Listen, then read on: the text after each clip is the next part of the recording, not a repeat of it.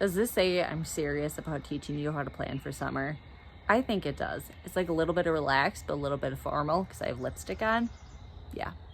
Yeah, you can trust me. There's a joke about a man who prays to God every day for him to win the lottery.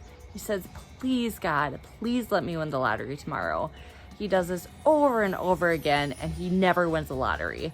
Finally, God speaks to him and says, I want to help you out here, buddy, but you need to buy a lottery ticket. Intentions are the same way, my friend. You can set your mind to what matters most all you want, but if you don't take action on them, nothing will happen. We continue our summer planning series with some action taking on our intentions we set in the last video, which you can find here in this link if I remember to connect it. And by way of credentials, allow me to introduce myself. I'm Heather, Minnesota lifer, lover of critters and summer, mom of an 8-year-old and an almost 5-year-old. I'm also proud owner of Sprouted Planner, the paper company that makes intentional, reflective, simple, yet beautiful planners. You can find those at sproutedplanner.com, and I would love for you to follow me here at YouTube and over on Instagram as well.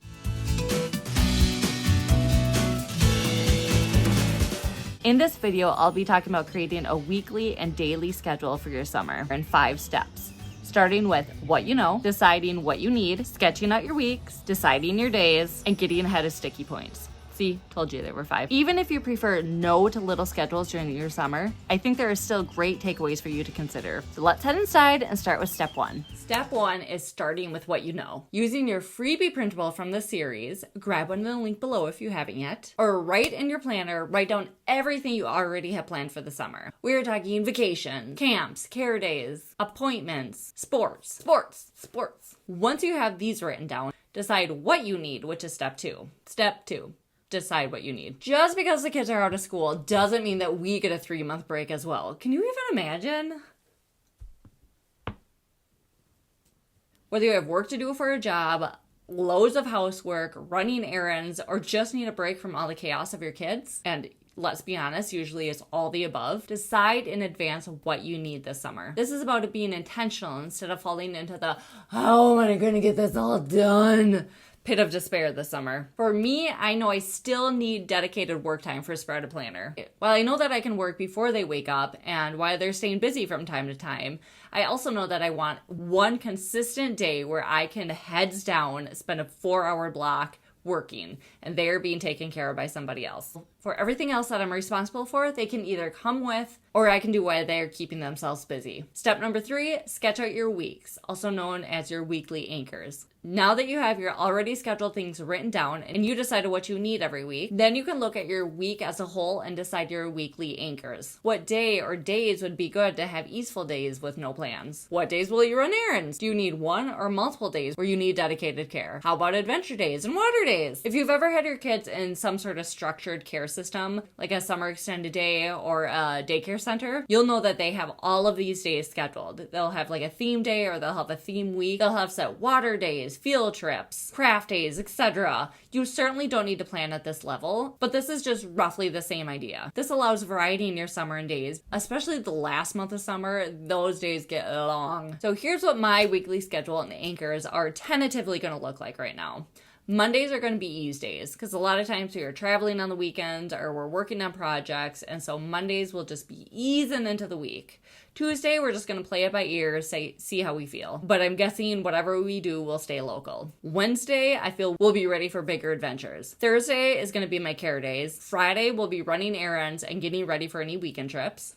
And then the weekends, I don't have plans. These may change as you get into summer, and that's okay. This is really a best guess scenario right now. And keep your vibes and emotion list in mind as you make up your week. If you want adventure, joy, and energetic vibes, then of course you're going to be packing your week a little more full. But if you want a slow-paced, rejuvenating, and carefree vibe, then you're going to be leaving your days a lot more open and just allowing things to happen as they go. Moving on to step number 4, decide your days, your day anchors. This is where you decide how you want your general day to be structured. What time do you want your kids to generally wake up and come out of their rooms? What time do you want to have breakfast, lunch, and dinner? Will your kids have quiet times or nap times? How about bedtime? How much screen time will they get in the day? How about chores, yes or no? Okay, I didn't mean to overwhelm you there, but just think about how you want your day to generally flow. Let's start with wake up. If you're not aware, there are children's clocks whose full-time job is to tell kids when they can wake up or more than likely come out of their room. My kids have this, and their wake up time is at 7 o'clock on weekends and during the summer. I started my youngest on this when he was 2 and still in a crib, and this has been such a game changer for me.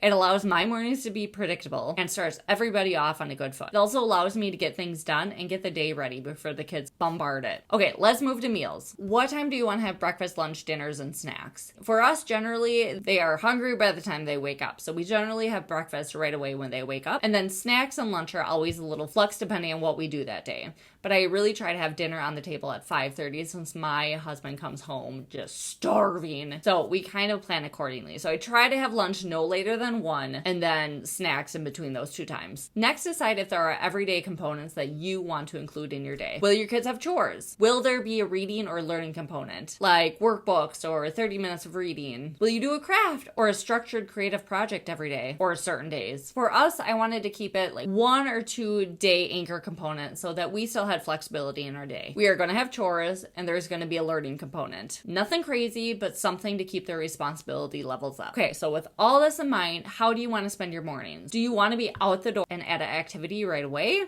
Or do you want your mornings to be open and full of those anchors and ease, and then have your afternoons be something you're going out and doing? Lastly, decide on screen time now. This might vary day to day, but if you want to set guidelines and rules for this, it's easier to lay that groundwork now rather than reel it back when it is too late. Number 5, get ahead of sticky points. So here's the last step. Think about sticky or tricky points with your kids. What are they always arguing over? Or what are they doing that's driving you crazy? Now is a good time to develop a boundary, a rule, or set restrictions on it. So here's some examples from our household. On weekends and past summers, we've allowed the kids to watch TV right when they wake up. However, their choosing about what show to watch inevitably leads to fighting. Or it takes them so gosh darn long that it's darn near done with TV time by the time they decide. And then we watch TV longer than I want to because they just turned the show on. So last year, I limited their choices to just 4 choices in the morning. And this worked for a while. It really did. But they got bored with that, and then that kind of went out the window. I would say if you do this, that to rotate those shows every few weeks or so. This summer, I haven't decided yet, but I might try not doing TV at all in the mornings and let TV time be more like late afternoon when they are exhausted and they don't have as much focus as they do in the morning. Another sticky point for us, them being so hungry before dinner. I didn't really have a plan for this before, so I'd let them grab a snack and then they want to eat dinner and blah, blah, blah. Everyone knows what I'm talking about. So this year I really want to add to my prep, whether that's a weekly prep or just when I'm making lunch, add this extra step to it, is to cut up veggies and lay down the rule. If you are so hungry before dinner, here's some veggies, here's some dip, have at it. You can have as much as you want because that's a joke. They'll either not do it or they won't eat that much of it. Lastly, when they can go on their tablet. So I'm going to set down the rule. They have to have their chores done and it has to be a certain time of day before they can get onto their tablet. Consider doing the same on your end or utilize screen times when you really need that time. So for example, by the time I'm making dinner, I'm done. Like I'm done parenting, I need a break. So maybe that would be a good time to have screens because they're not all up in your business and you can just blissfully pop in headphones and cook. It's all about trying to get ahead of those things that suck up your time and energy. So these are the same 5 steps that I use to walk through setting up my days and weeks with my kids this summer. Even though I don't follow the plan perfectly or do it all the way through summer, it's a huge help for myself and for my kids to know what to expect. Once again, those steps are start your schedule with what you know and already have planned, deciding what you need, sketch out your weeks, deciding your days, and getting ahead of sticky points. So question for you, which of these 5 steps will be particularly helpful when you plan your summer? Thank you for spending your precious time watching this video. I look forward to seeing you on the next one.